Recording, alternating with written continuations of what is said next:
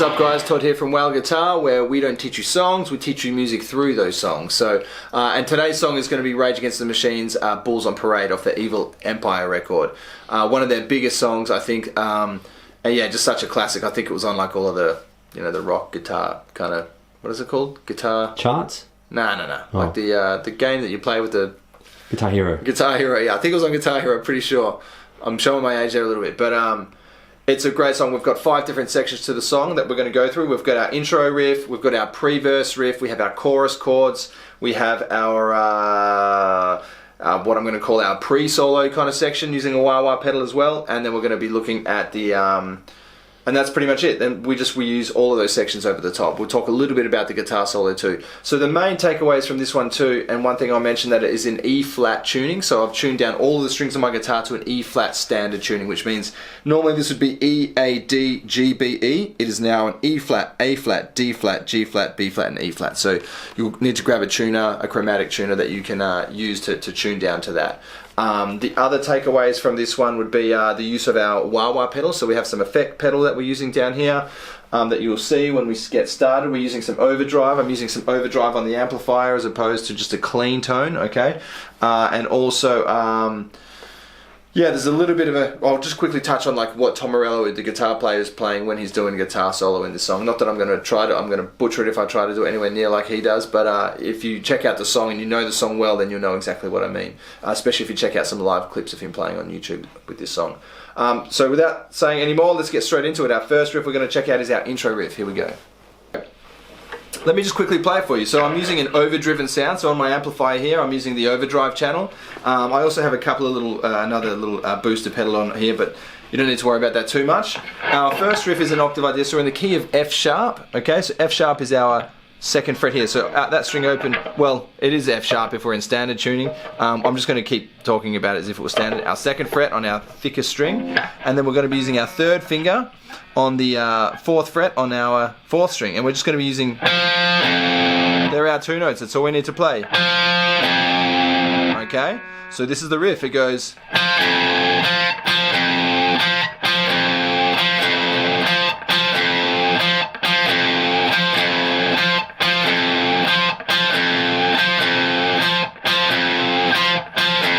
so when you're playing that riff, you want to make sure once you've played this first note, which is this note here, you want to take it off. You don't want to hold them on and go.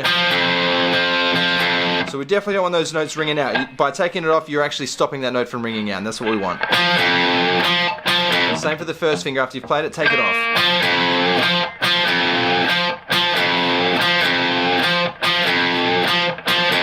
So that's it. We play that 8 times, and that song starts with the drums, everybody, the whole band kicking in on that. We do that 8 times, okay? Now the next section, like I said, we're in F sharp. We're going to stick around this section. We're going to be using the wah-wah pedal now, okay? So let me show you the chord first of all. We're playing an F sharp power chord. Our first finger on the F sharp. So first finger, 2nd fret on the thicker string. This is our standard power chord shape. 3rd finger on the 4th fret on the A string, and then little finger below that also on the 4th fret. And we're just with our pick playing these 3 strings, okay? But one thing I'll show you also before we look down at the wah is our rhythm here is kind of, and the way I'm doing that, you can notice I do take my fingers off, but not like right off. I have to keep my fingers on the string to get this mute sound. So Chad, if you just show my right hand here, like what I'm doing with the pick, I'm still just kind of strumming, so I'm going. Okay, and looking back at my left hand here, all I'm doing there, right, is just releasing the pressure off those strings, and even just lightly, I'm not pushing down on the frets, because if I do that, I'll get a sound. I'm just lightly touching to get that mute, so it's 2 downstrokes, and then a down up as a mute in the right hand. So it's down, down, mute, down, down, then 4 mutes. Sorry, 3 down up. So it's down, down, mute, down, down, mute, mute, mute. And that's how we played this, our kind of pre-verse section, okay? We're going to look down here at how we, which pedal we use to kind of make this effect. So this is the sound effect that we actually play when we do it.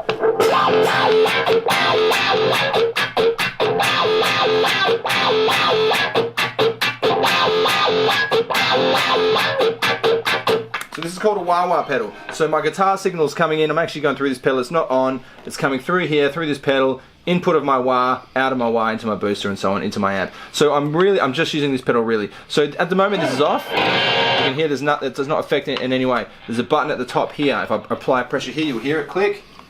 That pedal is now activated. And the way that I'm playing the riff that I just showed you is all I'm doing is actually rocking my foot, and it sounds like that's what Tom Morello, the guitar player from Rage, is doing as he's playing this part. So he's just rocking his foot back and forward in time with the music. So it's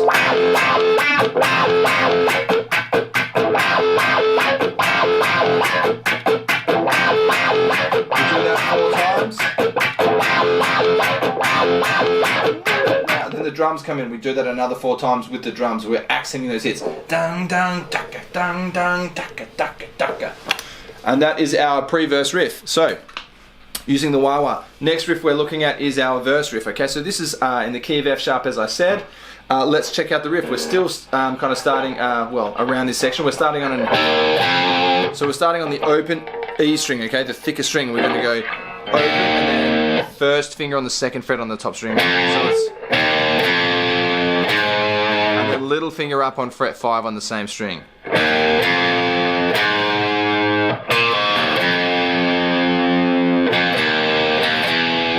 That's that whole riff. Let me play that again. So it's open E, and then first finger, 2nd fret. Sorry, just...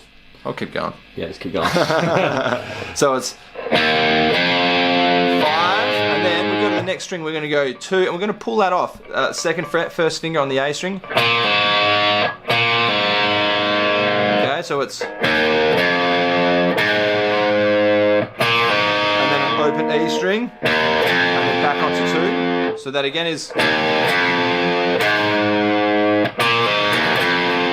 Go 2 again and then open very quickly, and then open again onto 1.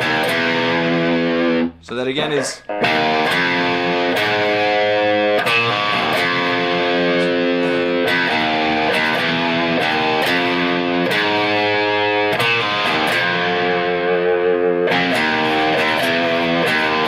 that 4 times.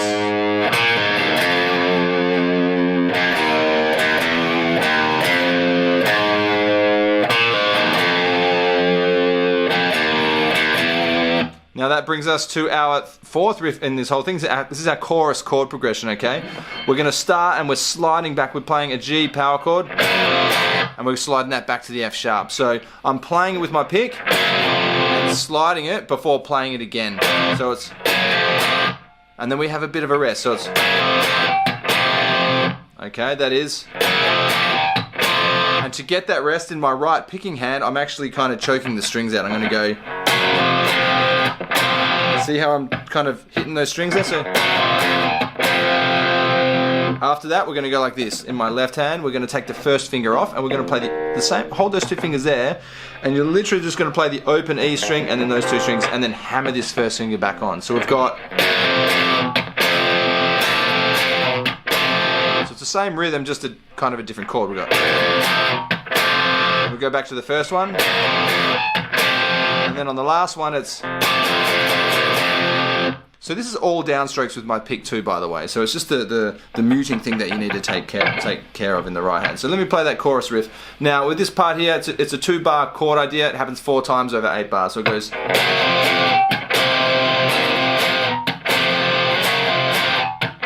You can also see that I'm actually getting some of that mute, or getting the chords to stop ringing out by actually releasing the pressure of my fingers on the frets here. So you can see how I can actually stop that chord from ringing out by not. I don't have to mute it up here with my right hand. I can just literally. All I'm doing in my left hand here is just lifting those fingers. I'm not taking them off the strings. I'm just releasing the pressure, and that will mute those strings.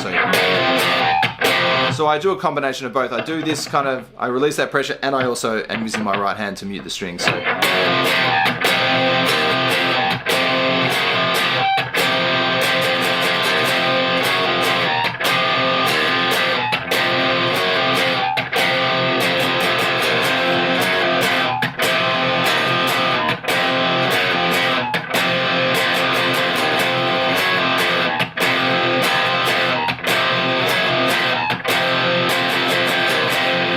That's your chorus, okay? Straight after that, we go back into verse 2.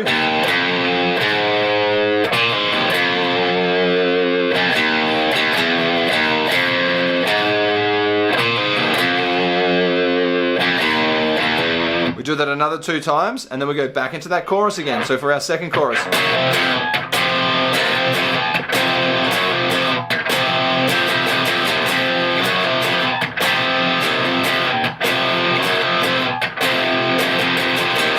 We do that was 2 times, we'll do that 4 times in total. Now we're going to what I'm going to call our pre-solo. And it's exactly the same as our pre-verse, our wah-wah pedal we're going to use, but instead of playing F sharp, we're going to drop this chord shape down, and it's going to become like the B power chord shape. And the same thing though, so.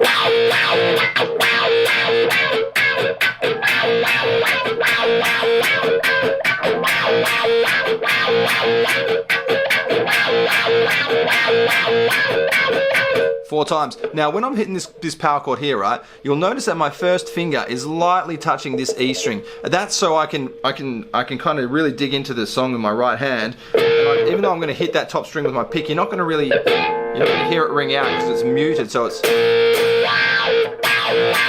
If I wasn't doing that and I was hitting that E string, it'd sound. And you get that ugly kind of, sound of the open E string. We don't want that. We want a lot. If you can lightly touch it just with your first finger while pressing down on that second fret, there, you'll be much better off. So.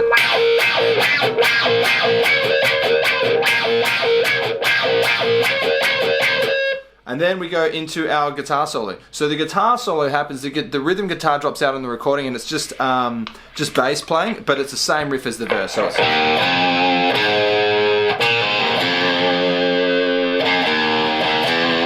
And that goes underneath this guitar solo. So the bass player is playing that part, and what Tom Morello does on guitar, he has this kind of effect where he gets his guitars kind of messed around a bit. He's got some kill switches, which means, like, let's say for example, on this guitar, if I on this guitar I have the 2 pickups and I've got volume and tone for both of them. So let's just say for example on my neck pickup, I turn the volume all the way off. This would then act as a bit of a kill switch. So what I mean by that is like. I can kind of have a kill switch there. But anyway, I'm getting a bit sidetracked. But what Tom Morello does in this section is he uses his hand against the guitar strings. But when he's doing it, he's kind of doing his kill switch thing. If you look online, you see some videos. I'm not going to even attempt to do it because I don't want to butcher his awesome work. So that's what he's playing as his guitar solo. Check out the song and some clips if you can and see him playing live, and you'll see exactly what I mean. After that guitar solo, it goes back to our pre-verse riff. 4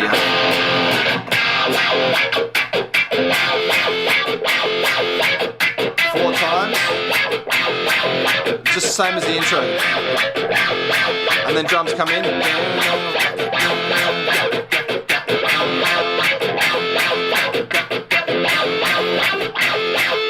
So this would be the 8th time, and it keeps going, but what happens is it goes for another 4 times where the drum beat just kicks back in before going back to our intro riff, which was our 8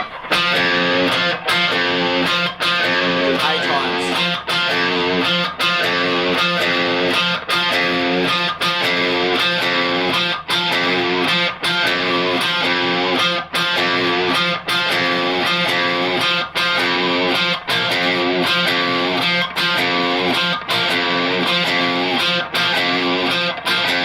And that's the whole song. What you might have noticed when I'm hitting that is, I will say this about octaves. So that's an octave. So this note is the same note.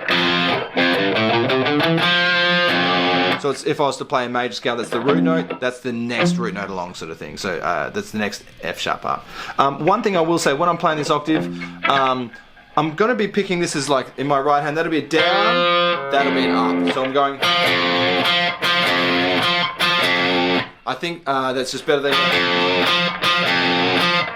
I mean, each to their own, but I kind of feel like I get... there's a bit more energy in me doing it that way. It's because these notes on the higher note here, on the higher note of the octave, they're happening on downbeats, and then because this note here on the lower sounding one is happening on an offbeat, I'm in the habit of playing the offbeats as an up pick anyway. So it's like 1, 2, 3, 4, 1, 2, 3. So they're all happening on the end. So it's up to you though. A lot of people are going to have their own opinion on that, and each to their own in playing that. So just do whatever feels more comfortable for you.